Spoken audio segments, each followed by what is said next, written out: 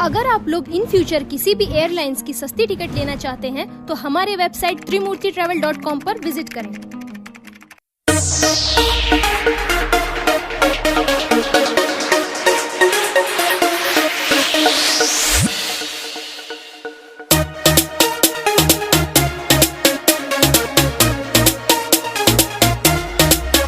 रोज मेरे गली में ये स्टाइल झाड़ते हो,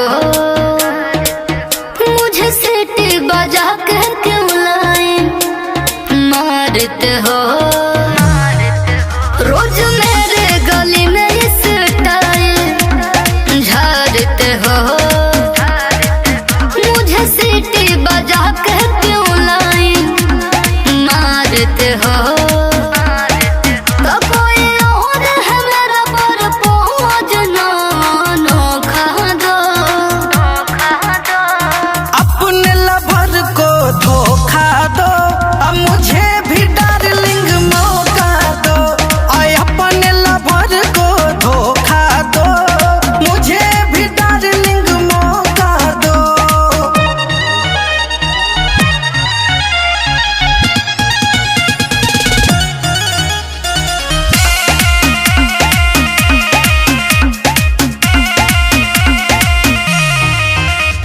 खर्चा मेरा उठाओगे क्या, शॉपिंग डिनर कराओगे क्या, बोलो कर लोगे। भूल जइबू भरवा के अपना, प्यार दे देंगे हम तुमको इतना। वो दिल है बाबू तुम जिसके खोखा हो,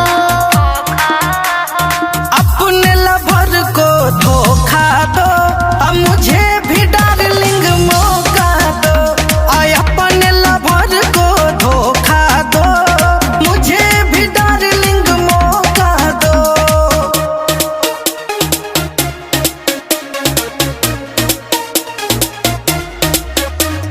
प्यार यदि करोगे खोल के, मैं पटू